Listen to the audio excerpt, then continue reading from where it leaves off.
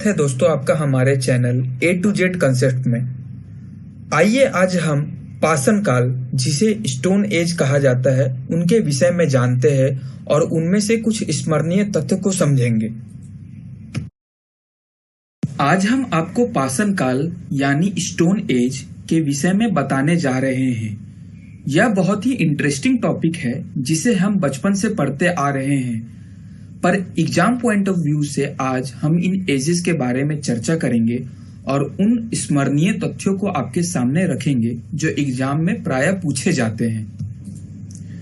भारतीय विद्वान अनुमानतः कहते हैं कि लगभग 5 लाख वर्ष ईसाई पूर्व के आसपास यह देश मानव का निवास स्थान बना। चूंकि इस युग के लोग अपनी सभी आवश्यकताओं को केवल पाषाण यानी पत्थर के उपकरणों की सहायता से ही पूरा करते थे, इसलिए इस युग को पाषाण युग कहते हैं। अब तक जितने भी प्रमाण प्राप्त हुए हैं उनके आधार पर 5 लाख ईसाई पूर्व से 2500 ईसाई तक के काल को भारतीय मानव की प्रगति का प्री हिस्टोरिक युग माना जाता है।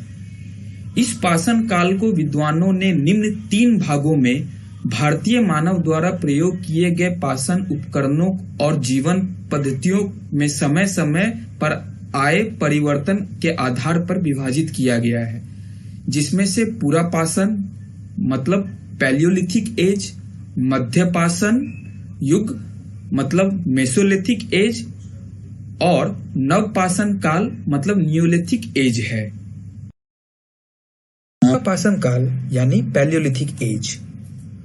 प्री हिस्टोरिक एज वह एक ऐसा समय था जब मानव ने पत्थर के औजार बनाना सबसे पहले आरंभ किए। यह काल आधुनिक काल से 20 लाख साल पूर्व से लेकर 12,000 साल पूर्व तक माना जाता है। इस दौरान मानव इतिहास का 99% विकास हुआ। आरंभ में माना जाता था कि पृथ्वी ईश्वर द्वारा बनाई गई है, परंतु वैज्ञानिकों ने इस धारणा को बदला। पहले मानव बंदर की तरह झुककर हाथ और पैर दोनों से चलते थे, बाद में वह सीधे खड़े होके आज शाहरुख खान जैसा चलने लगे हैं। दोनों हाथों के फ्री हो जाने से वह इनसे अनेक काम करने लगे थे। इस काल के बाद मध्य पाषाण युग का प्रारंभ हुआ, जब मानव ने खेती करना शुरू किया। भारत में पूरा पाषाण काल के अवशेष तमिलनाडु के कुर्नूल, कर्नाटक के हुस्नगी, उड़ीसा के कुलियाना, राजस्थान के डीडवान के श्रृंगी तालाब के निकट और मध्य प्रदेश के भीमबेटका और छत्तीसगढ़ के रायगढ़ जिले के शिघनपुर में भी मिलते हैं। इन अवशेषों की संख्या मध्य पाषाण काल के प्राप्त अवशेषों से बहुत कम है। इस काल को जलवायु परिवर्तन तथा उस समय के पत्थर के हथियारों तथा औजारों के प्रकारों के आधार पर निम्न 3 भागों में विभाजित किया गया है, जो कि निम्न पूरा पाषाण काल दैट इज लोअर पैलियोलिथिक, मध्य पूरा पाषाण काल दैट इज मिडिल पैलियोलिथिक, उत्तर या उच्च पूरा पाषाण काल दैट इज अपर पैलियोलिथिक है। निम्न पूरा पाषाण यह पूरा पाषाण काल का लंबा समय है। इस समय मनुष्य पत्थरों से निर्मित औजार का प्रयोग करते थे, जैसे हस्त कुठार, खंडक, विदारनी। अधिकांश पूरा पाषाण युग हिम युग से गुजरा है। निम्न पूरा पाषाण स्थल भारतीय महाद्वीप के लगभग सभी क्षेत्रों से प्राप्त होते हैं, जिसमें असम की घाटी, सिंधु घाटी, बेलन घाटी और नर्मदा घाटी प्रमुख है। मध्य पूरा पाषाण काल। मध्य पूरा पाषाण काल में शल्क उपकरणों का प्रयोग बढ़ गया। मुख्य औजार के रूप में पत्थर की पपड़ियां से बने विभिन्न प्रकार के फलक, वेगनी, छेदनी, खुरचनी मिलते हैं। हमें वैधनिया और फलक जैसे हथियार भारी मात्रा में मिलते हैं। उच्च पूरा पाषाण काल में आर्द्रता कम हो गई थी तथा हिमयुग का अंतिम अवस्था थी। इस समय आधुनिक मानव होमोसेपियन का उदय हुआ। इस काल में औजार अधिक तेज व चमकीले थे। यह औजार हमें आंध्र, कर्नाटक, महाराष्ट्र, मध्य प्रदेश, दक्षिण उत्तर प्रदेश और बिहार के पटियार में मिले हैं। पूरा पाषाण काल के विषय में स्मरणीय तथ्य। जिस समय आरंभिक मानव पत्थर का प्रयोग करता था, उस समय को आर्कियोलॉजिस्ट ने पुरापाषाण काल का नाम दिया है। यह शब्द प्राचीन और पाषाण मतलब पत्थर से बना है। यह वह काल था जब मनुष्य ने पत्थरों का प्रयोग सबसे अधिक किया। आर्कियोलॉजिस्ट के अनुसार पुरापाषाण काल की अवधि 20 लाख साल पूर्व से 12,000 साल पहले तक है। इस युग को 3 भागों में बांटा गया है: आरंभिक, मध्य और उत्तर पुरापाषाण युग। माना जाता है कि मनुष्य इस युग में सबसे अधिक दिनों तक रहा है। इस युग में मनुष्य खेती नहीं करता था, बल्कि पत्थरों का प्रयोग कर शिकार करता था।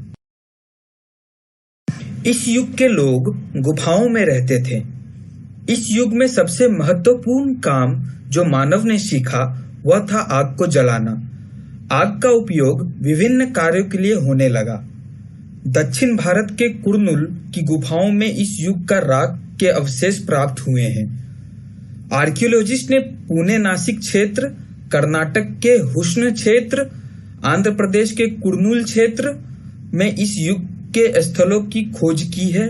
इन क्षेत्रों में कई नदियां हैं जैसे ताप्ती, गोदावरी, कृष्णा, भीमा, वर्धा आदि। इन स्थानों में चूना पत्थर से बने अनेक पुरापाषाण औजार मतलब वेपन्स मिले हैं।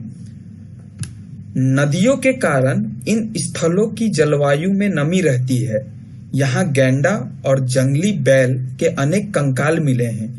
इससे अनुमान लगाया गया है कि इन क्षेत्रों में इस युग में आज की तुलना में अधिक वर्षा होती होगी।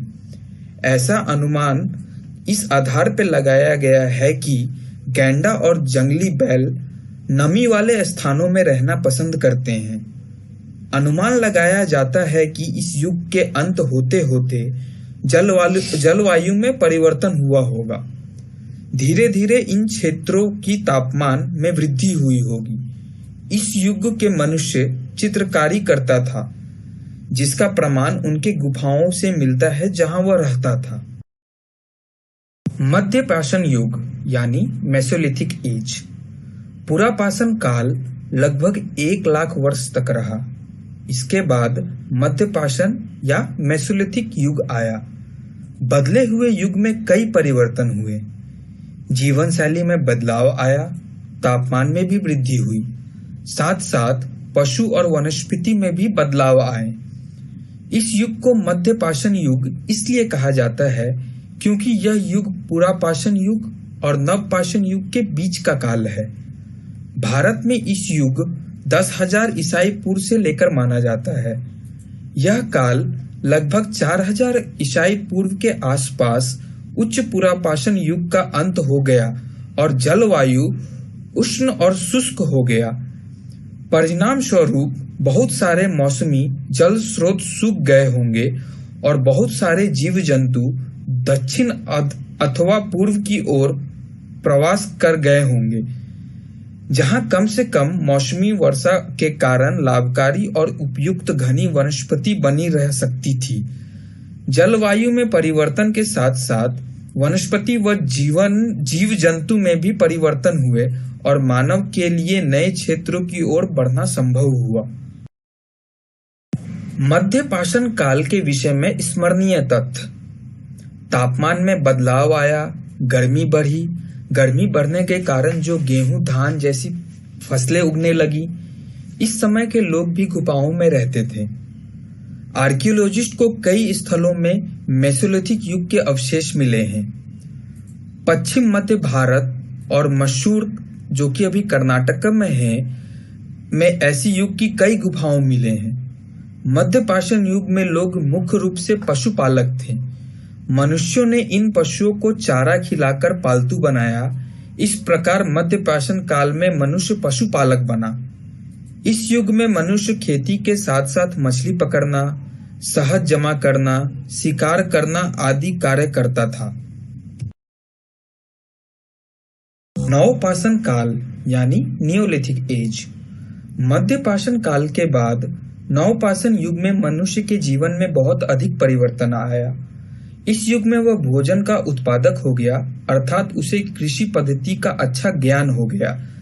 यह पाषाण युग की तीसरी और अंतिम कड़ी है। भारत में 4000 ईसाई पूर्व से यह शुरू हुआ और संभवतः 2500 ईसाई पूर्व तक चलता रहा। इस युग में मनुष्य की मस्तिष्क अधिक विकसित हो गई। उसने अपनी बौद्धिक विकास, अनुभव, परंपरा और स्मृति का लाभ उठाकर अपने पूर्व काल के औजारों व हथियारों का काफी सुधार किया।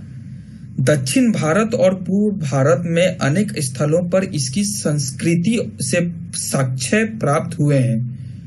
दक्षिण भारत में गोदावरी नदी के दक्षिण में से साक्ष्य मिले हैं। इस युग में भारतीय मानव ने ग्रेनाइट और पहाड़ियों अथवा नदी तट के समीप बस्तियां स्थापित की थी। पूर्वी भारत में गंगा, सोन, गंडक और घाघरा नदी के डेल्टाओं में मानव रहता था।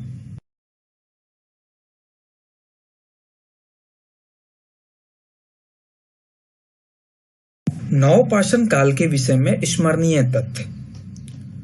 उस समय के लोगों को पता चल गया था कि बीज से वनस्पति बनता है।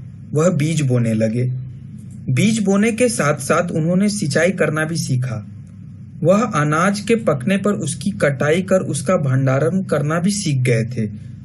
नवपाषाण काल यानी नियोलिथिक एज में मनुष्य कृषक और पशुपालक दोनों ही बने।